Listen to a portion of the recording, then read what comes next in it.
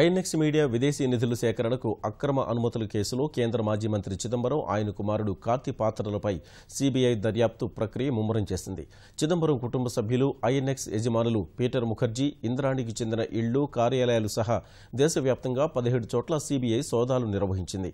ఈ సోదాలపై కాంగ్రెస్, భాజపా మాటల యుద్ధానికి దిగాయి. యూపీఏ అధికారంలో ఉండగా 2007లో వెలుగులోకి వచ్చిన ఐఎన్ఎక్స్ మీడియా విదేశీ నిధులకు అక్రమ అనుమతుల కేసులో దర్యాప్తు ప్రక్రియ ముమ్మరమైంది. కాంగ్రెస్ నేత చిదంబరం ఆర్థిక మంత్రిగా ఉన్న సమయంలో ఆయన తనయుడు కార్తి చిదంబరం ఐఎన్ఎక్స్ మీడియా విదేశాల నుంచి నిధులు పొందేలా సాయం చేసేందుకు తండ్రి అధికారాన్ని అడ్డుపెట్టుకుని విదేశీ నిధుల ప్రోత్సాహక బోర్డు ఎఫ్ఐపీబీని ప్రభావితం చేసినట్లు ఇప్పటికే కేసు నమోదు చేసిన సీబీఐ చర్యలను వేగవంతం చేసింది.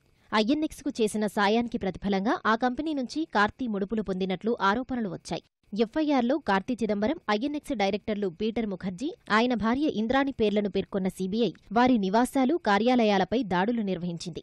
ఢిల్లీ, ముంబై, గుర్గావ్, చెన్నై సహా దేశవ్యాప్తంగా 17 చోట్ల దాడులు నిర్వహించిన సీబీఐ అధికారులు పలు పత్రాలను స్వాధీనం చేసుకున్నారు. కుమార్తె షీనా బోరా హత్య కేసులో పీటర్, ఇంద్రాణి ఇప్పటికే జైలు జీవితం అనుభవిస్తుండగా ఐఎన్ఎక్స్ మీడియా విదేశీ నిధుల కేసులోనూ వారి పాత్రపై సీబీఐ లోతుగా ఆరా తీస్తోంది. చెన్నైలో తన నివాసంలో సోదాలు కొనసాగుతుండగానే ఓ ప్రకటన విడుదల చేసిన చిదంబరం విదేశీ నిధులకు ఎఫ్ఐపీబీ అనుమతిచ్చిన వందలాది కంపెనీల్లో ఐఎన్ఎక్స్ మీడియా కూడా ఒకటని అన్నారు. రాజకీయ కక్ష సాధింపు చర్యల్లో భాగంగానే తమ నివాసాలపై దాడులు చేస్తున్నారని కార్తి చిదంబరం అన్నారు. కుమారుడితో సంబంధం ఉన్న కంపెనీల్లోకి విదేశీ నిధులు ఎలా వచ్చాయో చిదంబరం సమాధానం చెప్పాల్సిందే అని కేంద్ర విద్యుత్ మంత్రి పీయూష్ గోయల్ డిమాండ్ చేశారు.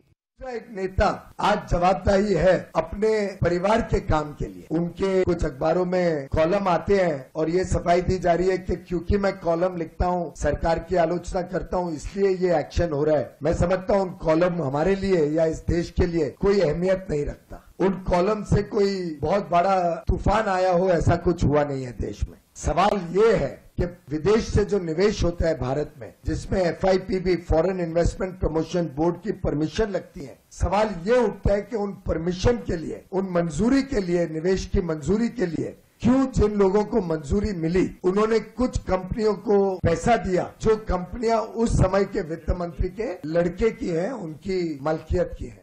అటు ఈ వ్యవహారంపై కాంగ్రెస్, భాజపాలు పరస్పర ఆరోపణలు, మాటల యుద్ధానికి దిగాయి.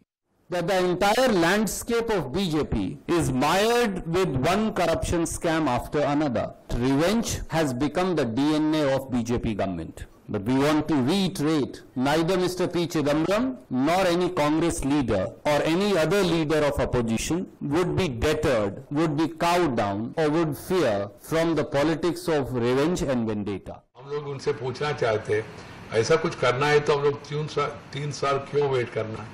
हम 3 साल में क्या किया? हम पूरा फोकस डेवलपमेंट की ओर दे रहे थे और इन लोगों ने अपना पुराना आदत के कारण से ऐसा आरोप हमारे ऊपर कर रहे हैं. సీబీఐ సోదాలపై ప్రకటన విడుదల చేసిన చిదంబరం నోరు విప్పేందుకు మాత్రం నిరాకరించారు. బెంగుళూరులో ఓ కేసు వాదన కోసం వచ్చిన చిదంబరం కేసు, సోదాల విషయమై గుచ్చిగుచ్చి ప్రశ్నించినా మౌనాన్నే ఆశ్రయించారు. Small reaction, sir. The Congress is backing you at this point. They're saying it's political vendetta, sir. Would you like to respond to that? Anything from you, sir? So you will have to react, sir. Sir, don't you want to react, sir? क्योंकि ये पहली बार नहीं हो रहा है. This is not the first time. They are targeting Karti Chidambaram and you, sir.